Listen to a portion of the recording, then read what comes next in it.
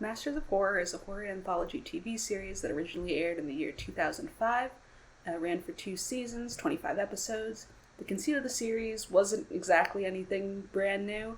There was already The Twilight Zone, Tales from the Crypt, Monsters, but Masters of Horror was a little different.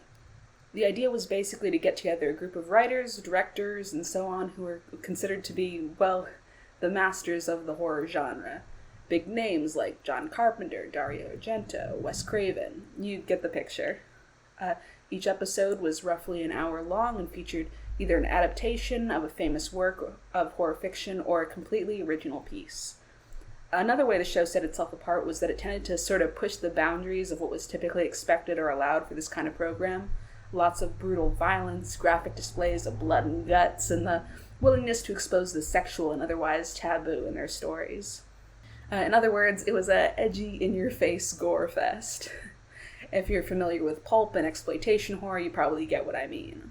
Which isn't saying the episodes weren't quality, plenty of them were. It's just very much the type of show that would probably make a number of genre fans now roll their eyes. It was the early 2000s. We hadn't really hit the next horror renaissance, much less the era of A24 and the artsier brand of horror film entering the mainstream, you know? But this is a lot of preamble for honestly stuff you know already. I mean, if you saw the title and clicked on the video, you probably have at least crossed paths with this series once or twice before. That being said, if you're like me, it's maybe been a minute since you sat down and watched any of it. Well, lucky for us, it's all up online now for free, so I decided to take the opportunity to revisit and see how well these spooky stories hold up. My results were varied. Thus, the Masters of Horror episode ranking chart. And believe it or not, this whole long-ass prelude did actually have a purpose. I wanted to sort of establish what I believe these various writers and directors working on the project were trying to, go for tonally, to give, some context of how I feel these episodes need to be reviewed. I'm personally a fan of this brand of kind of schlocky, blood-soaked, tits-out type of horror, so a lot of my opinions are going to come from a place of, how well did they pull off the story? It's sort of with the sort of overall vibe, without straying into territory where the shock factor is more cringe than it is entertaining, you know? Best works will be placed up here in the masterpiece section. Episodes that I really feel lived up to the show's name, or just ones that I thought were a ton of fun. Below that is Chef's Kiss, as in, moi, not quite as high quality as it could be, but still a rockin' good time. And then there's Pretty Good, self-explanatory. Episodes that were solid but not stand out in any way. A little messy, as in episodes that maybe had some good pieces, but when it came to putting it all together, things got a little messy, as well as episodes that had potential, but also maybe had some prominent elements that made me don't know about that one, you know? Bottom tier is, of course, Disaster Piece, for episodes that just bombed. I hesitate to say any kind of media is bad with a capital B, so this rank isn't intended to flat out condemn episodes so much as express that they just really did not work for me. With that out of the way, let's jump right into episode 1, Incident on and Off a Mountain Road. I keep on messing that title up, so I have to really enunciate it to get it down. Considering this is the introduction to the series, I expect there was a lot of pressure to not only do it right, but do it in such a way that it's going to immediately get folks interested in coming back for more. So did it achieve this? The story follows a young woman, I'm probably not going to remember anyone's name, so sorry about that, who gets in an accident while driving alone at night and ends up stranded in the woods, pursued by a crazed serial killer. Pretty standard stuff. You could feel the love for this slasher subgenre just radiating off of this one. A lot of the story is pretty straightforward. Our hero struggles to escape her pursuer by employing various self-defense and survival techniques that, as we soon learn through a series of flashbacks, were taught to her by her now ex-husband, who was a real die-hard survivalist, trust-nobody type. And this all leads up to a climactic face-off between her and the killer, which, spoilers, she wins. After which we learn that said husband has actually been dead in her trunk this entire time. Up to that point, it's a pretty alright episode, nothing super exciting, but solid stuff. The twist would even be pretty enjoyable, if not for the fact that it comes with a prolonged, very gratuitous rape scene. I'm generally not a fan of showing stuff like this in general, but the way this particular reveal was executed was both so poorly handled and unnecessarily voyeuristic that it kind of soured the entire episode for me.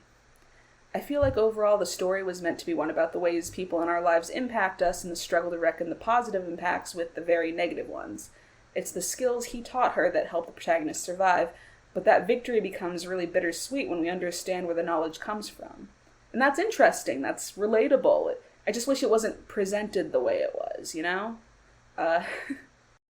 Anyway, Mountain Road had a little something something there, but at the end of the day, it was undeniably a messy bitch of an episode.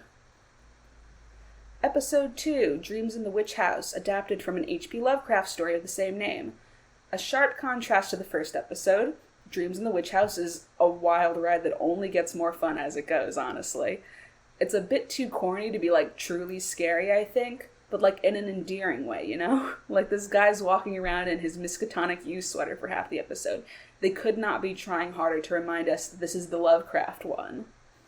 I haven't read the original story, so I can't speak to the accuracy of the adaptation, but I had a good time watching this one. There was a rat with the face of a man, a guy gets tricked into having weird dream / maybe not a dream sex with a witch. Good shit. It's definitely not a masterpiece, but the themes of unreality, the blurred lines between dreams and the waking world, the very real horror of just living in a shitty apartment, all made this a fun watch for me. Chef's kiss, all the way. Next, Dance of the Dead. I love Dance of the Dead. Genuinely, it is it, objectively good? Probably not, but fuck if it isn't one of my favorite episodes. Part of that, I think, comes from the fact that it feels so, unapologetic about what it's doing. The world it presents is essentially this, post-apocalyptic suburbia in the wake of some unnamed toxic disaster that's killed or mutilated an unspecific chunk of the population and turned the rest ruthless and self-serving. Despite that, the setting is, full of this, life, this excitement, which is really what it does it for me, you know? The story itself is just a tiny slice of it. I'm in it for the world building on this one. It falls into this narrative niche that is one of my all-time top guilty pleasures, which is low-budget movie about how radiation kills half the population or whatever, and the rest of us are just going to start wearing bondage gear and huffing paint and partying like there's no tomorrow, because there might not be. It's got that old Mad Max, Blood Drive, God knows how many other movies and shows energy. Sprinkle in a killer performance by Robert Englund, the original Freddy Krueger, and I am fucking there. This is the pure, undiluted Masters of Horror energy, and that's why it simply has to be top tier. Anything else aside, this is what Masters of Horror is bringing to the table for me. After that comes another very memorable episode, Jennifer, directed by Dario Argento, the Italian horror icon. Jennifer is the story of a monster, a succubus, a demon straight from hell, but it's also really not not in the way you'd expect, I think. It's the story of a cop with a hero complex, surprise, surprise, and the way he ruins his own life with almost no prompting. It starts with the rescue of a deformed mute woman whose would-be murderer warns the police with his final breath that she is not what she seems, which is a pretty classic hook, right? So here's where things get weird. Jennifer is, like I said, essentially a succubus archetype, but not your typical sort of succubus. Her face is horribly disfigured, and mentally she doesn't really seem capable of so much taking care of herself, never mind seducing our hero into killing to feed her monstrous appetite, which is exactly what she does, by the way. But that's what I really like about her. Jennifer is a creature who entraps men, not with her looks, or with her cunning, or with a salacious silver tongue, but with her helplessness. Everything about her plays into this guy's desire to be a provider, a need that's no longer being fulfilled by his career or his peaceful domestic life. Now suddenly there's this young, helpless woman who relies on him completely and treats him like the center of her universe, and it is intoxicating to him. Naturally, the cop isn't the first either, nor is he the last. The episode ends with him finally snapping out of it and trying to kill Jennifer, only for another brave hero to swoop in and save the defenseless young woman. Thus the cycle continues. It's kind of brilliant. There are areas that I think could use some improvement. Overall, that's a chef's kiss for me, baby. Now I really need you guys to bear with me for this next one. Chocolate, the tale of a lonely divorcee who suddenly starts experiencing secondhand sensations from a woman he's never met. As in, he tastes what she tastes, feels what she feels, sees what she sees, but only in these brief flashes and at completely random and often inconvenient intervals. one day he witnesses her killing her boyfriend, and instead of being, horrified, he decides that he's in love with her and will do anything to meet her in person. So yeah, this is an odd one, and for more reasons than you think. It's like not even a particularly good episode in my personal opinion, but when I watch it, I'm just many thoughts head full. I'm so compelled by the way he develops this obsession with a stranger through only brief flashes of information, because he just feels so painfully isolated that he mistakes this ultimately one-sided bond for attraction. Even when he's hanging out with his friends or literally on a date, it just doesn't fulfill him the way this apparently random phenomenon does. But what's almost more compelling to me is that when he finally finds the woman and explains all of this, well, at first she doesn't believe him, obviously, but as he keeps striving to convince her, and as she eventually does come to believe him, it repulses her. And it's so interesting to me, the way this experience fills a hole in this guy's life and makes him feel seen and known and close to someone the way he clearly never has before. But to her, it's like an existential threat, a horrifying vulnerability. I feel like I could go even deeper and explore this as a gender narrative thing about how, for someone accustomed to emotional barriers, this connection is tremendously liberating, but to someone else who is expected to express, but also raised to be vigilant in an opposite way, the non-consensual voyeurism of it all, however unintended, is like an act of violence. I don't know. The thing is, this stuff really isn't explored in the actual show.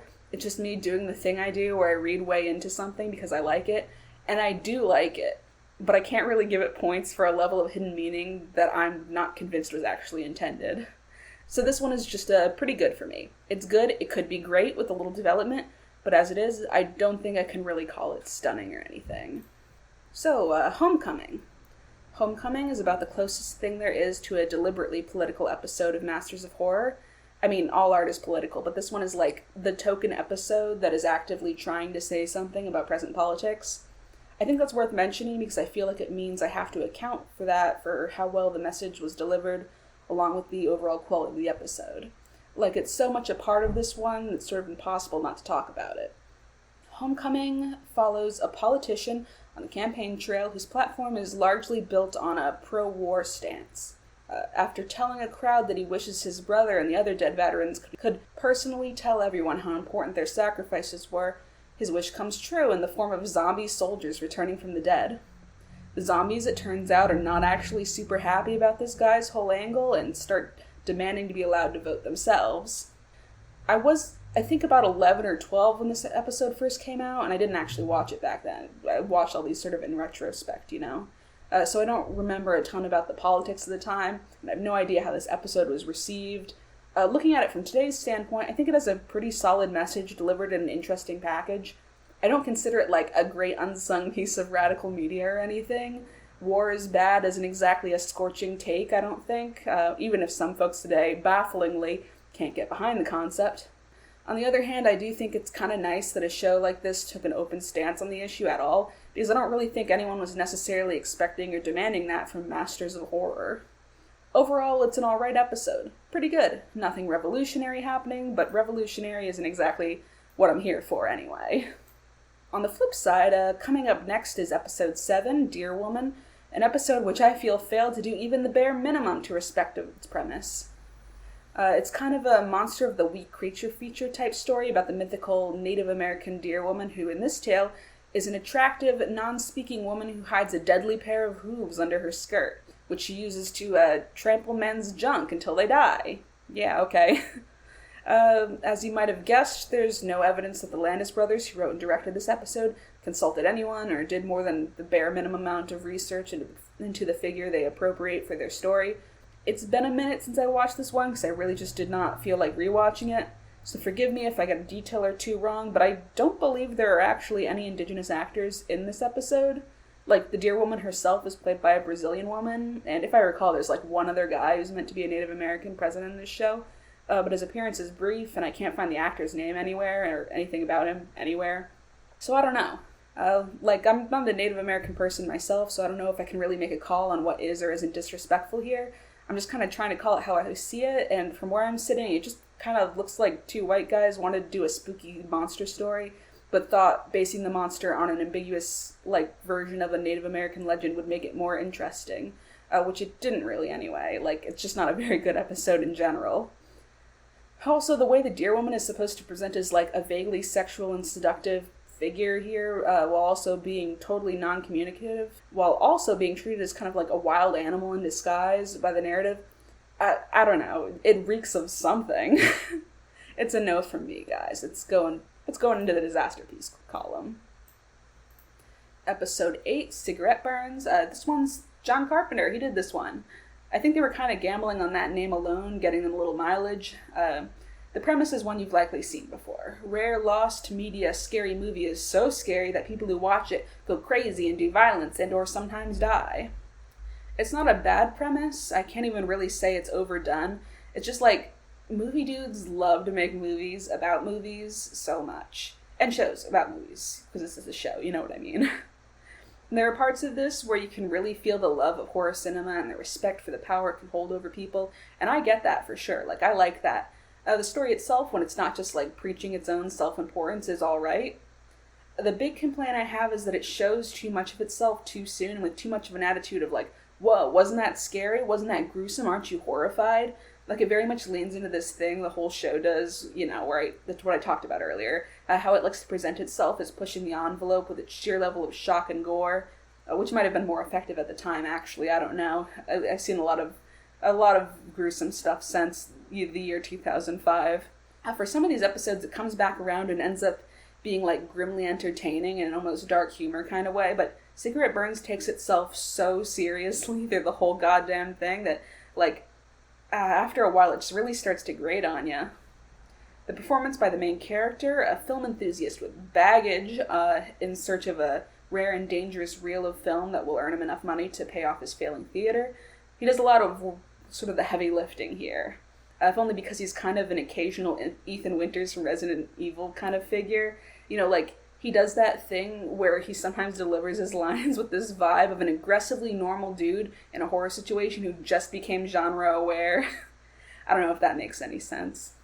But, like, John Carpenter, honestly, for me at least, his stuff is, like, extremely hit or miss. He's done some extremely great films and some not so great ones, and I don't think I could call this, like, a complete miss. It wasn't not entertaining. So this one goes in the messy category, I think, for me.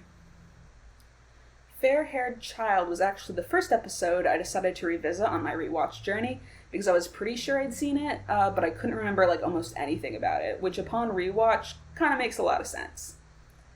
It's the story of a lonely teenage girl who is abducted by a couple who intend to sacrifice her in a ritual to bring their dead teenage son back to life. This is all supposed to be revealed in, like, the final act, but it becomes obvious pretty much right away. And as a result, every moment in between the setup and the big reveal just kind of feels a little empty. Like, we know where it's going, we just want to get there already. That being said, this episode honestly has some pretty strong moments when it's not over-explaining itself.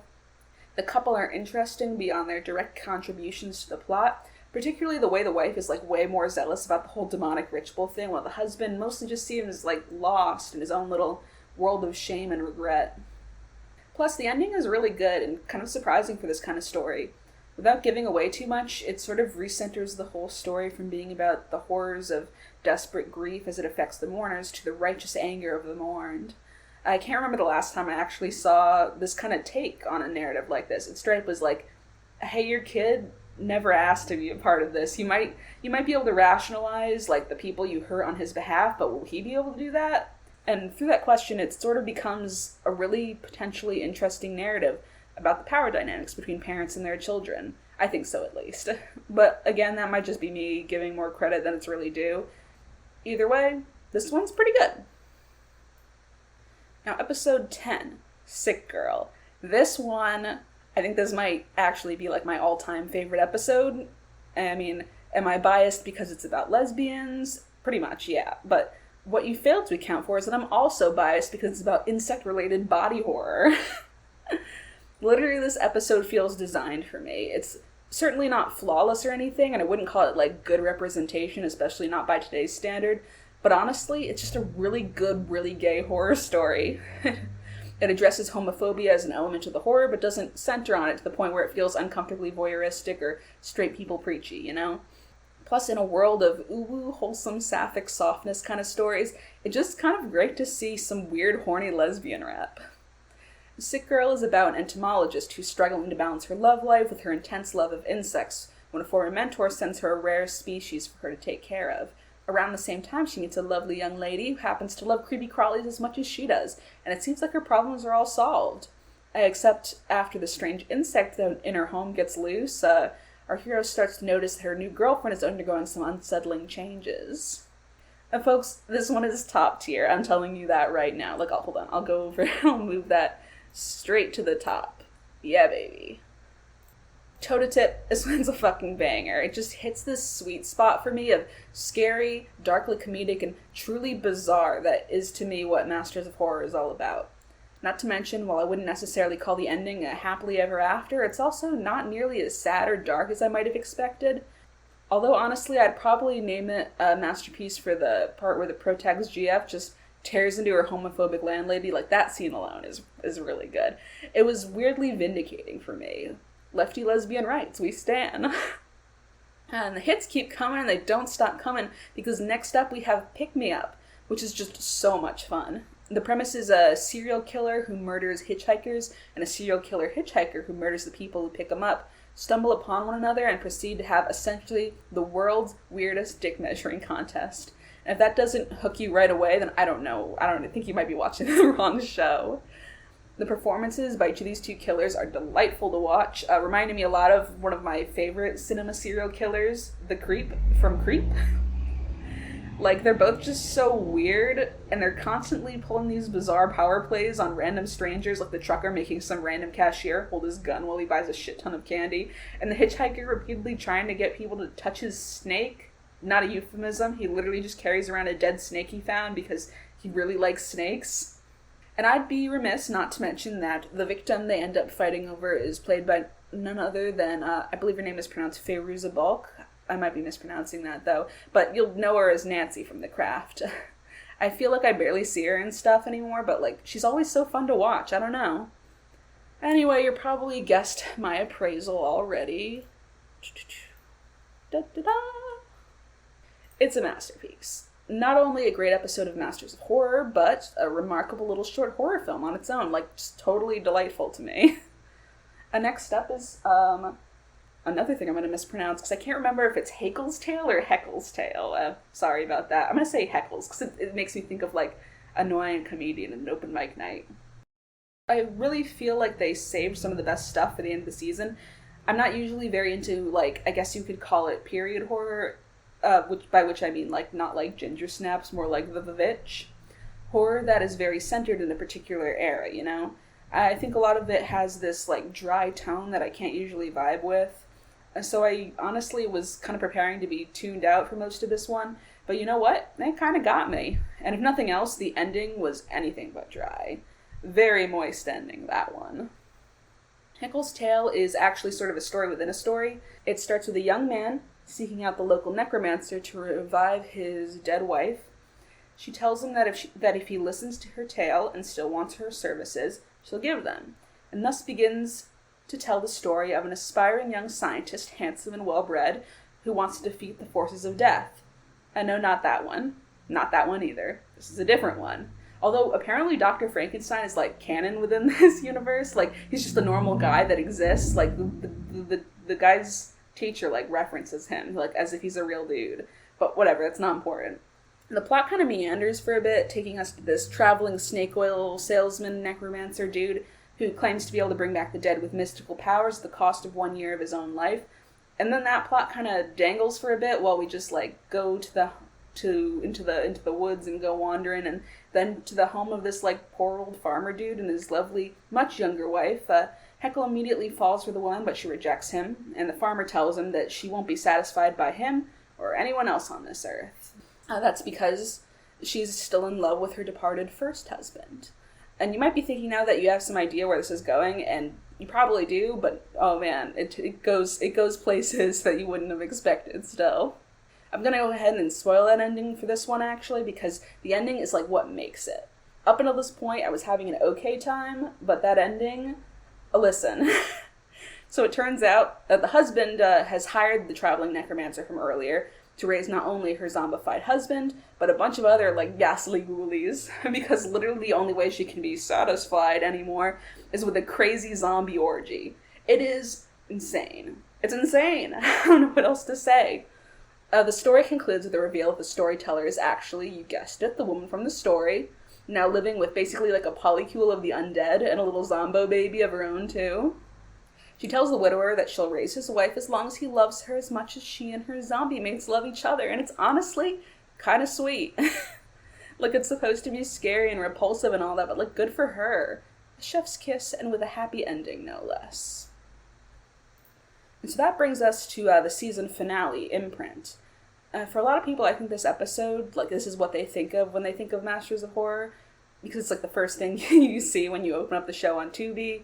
It's sort of, like, they branded themselves with it, which is interesting, because it didn't actually air with the original show. It had to be released later with the DVD, because it's a little bit of a wild ride, this one. It's not really hard to understand why it's like so heavily associated with the show. It got a big reaction, both positive and negative, and that's why it kind of bums me out to say I don't really like it. And in fact, it's like one of my least favorite episodes. At least I can say it's not boring. Imprint it's a dark, gruesome tale featuring pretty much every TV taboo you can think of. An American journalist travels to Japan in search of a sex worker he'd fallen in love with years earlier, only to find her dead, supposedly having killed herself when he failed to return to her. He spends a night with her former friend, hoping to learn the full truth of what happened, and ends up getting way more than he bargained for. Imprint has received a lot of praise and a lot of criticism for the sort of shameless, unambiguous way it talks about dark and controversial topics, like sex trafficking, abuse, rape, unwanted pregnancies, there's incest there for a bit, and so on. Part of me can kind of respect what they seem to be trying to do, but the actual watching experience, for me at least, was just, like, deeply uncomfortable and unpleasant. I mentioned earlier, I do like the shocking, exploitation-y horror from time to time, and I do think there's, like, a place for that in storytelling, for sure. And this one just felt excessive on so many levels. It felt to me like it relished too much in its own edginess, and the actual content of the story suffers for it. Much like the first episode in the series, it takes on this voyeuristic quality that forces the audience to look at the suffering of its characters, but refuses to let us get close enough to engage with them as if they're like real human beings. I think that's why it's so divisive, and why ultimately I just really could not enjoy it. At its very best, it still felt like all flash and no substance. Yeah.